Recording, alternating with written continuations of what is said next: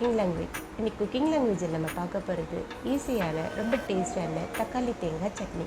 நம்ம சேனலை சப்ஸ்கிரைப் பண்ணாதவங்க சப்ஸ்கிரைப் பண்ணுங்கள், லைக் பண்ணுங்கள், பெல் பட்டனை ப்ரெஸ் பண்ணுங்கள். இப்போ சட்னி செய்யறதுக்கு 2 டேபிள் ஸ்பூன் நல்லெண்ணெய் சேர்த்துக்கலாம். உங்களுக்கு நல்லெண்ணெய் வேண்டான்னா உங்கள்கிட்ட என்ன குக்கிங் ஆயில் இருக்கோ நீங்கள் அதை சேர்த்துக்கலாம். 10 சின்ன வெங்காயத்தை எண்ணெயில் சேர்த்து நம்ம நல்லா வதக்கி எடுத்துக்கலாம். வெங்காயனுடைய கலர் மாறுற வரைக்கும் இதை நம்ம நல்லா வதக்கி எடுத்துக்கலாம். இப்போ வெங்காயம் நல்லா வதங்கி வந்திருக்குது. இப்போ காரத்துக்காக நான் 7 வரமிளகாய் எடுத்து வச்சுருக்கேன், அதை இதில் சேர்த்துக்கலாம். உங்களுக்கு இன்னும் கொஞ்சம் காரம் தேவைப்பட்டால் நீங்கள் இன்னும் கொஞ்சம் மிளகாவை சேர்த்துக்கோங்க. மிளகாயினுடைய கலர் மாறுற வரைக்கும் நம்ம நல்லா வதக்கி எடுத்துக்கலாம்.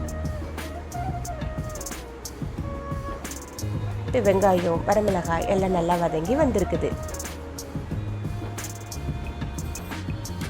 இதை ஒரு பிளேட்க்கு நம்ம மாற்றிக்கலாம்.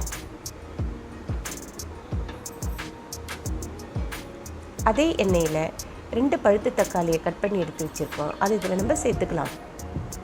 தக்காளி நல்லா வதங்கி வர வரைக்கும் நம்ம நல்லா வதக்கி எடுத்துக்கலாம்.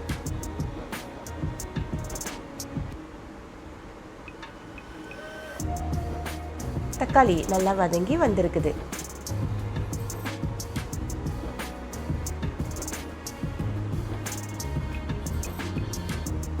இப்போ இந்த தக்காளியை நம்ம பிளேட்க்கு மாற்றிக்கலாம்.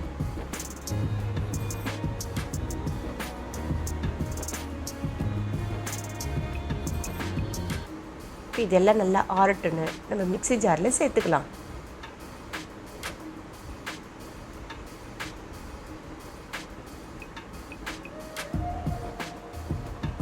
இப்போ இந்த சட்னிக்கு தேவையான உப்பையும் நம்ம சேர்த்து நல்லா அரைச்சி எடுத்துகிட்டு வந்துடலாம்.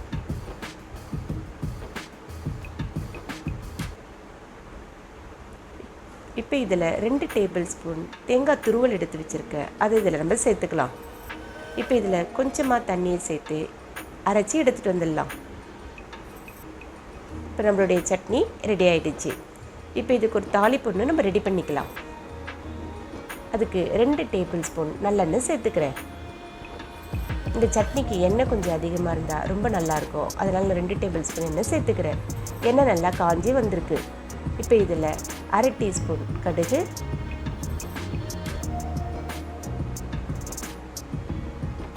1/2 டீஸ்பூன் உளுத்தம்பருப்பு சேர்த்து நல்லா பொரிட்டுன்னு விடலாம். இப்போ கடுகு நல்லா பொரிஞ்சு வருது. கொஞ்சமாக பெருங்காயத்தூளையும் சேர்த்துக்கலாம்.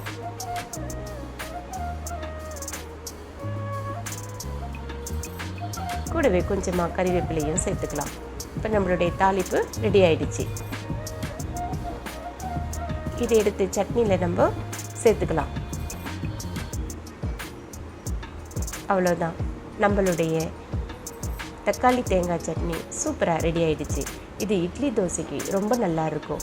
2 தோசை சாப்பிட்ற இடத்துல நம்ம 4 தோசை இந்த சட்னியை வச்சு சாப்பிடுவோம். நீங்களும் இந்த ஈஸியான தேங்காய் தக்காளி சட்னியை ட்ரை பண்ணி பாருங்கள். இந்த வீடியோ உங்களுக்கு பிடிச்சிருந்ததுனாக்கா லைக் பண்ணுங்கள், ஷேர் பண்ணுங்கள், சப்ஸ்கிரைப் பண்ணுங்கள்.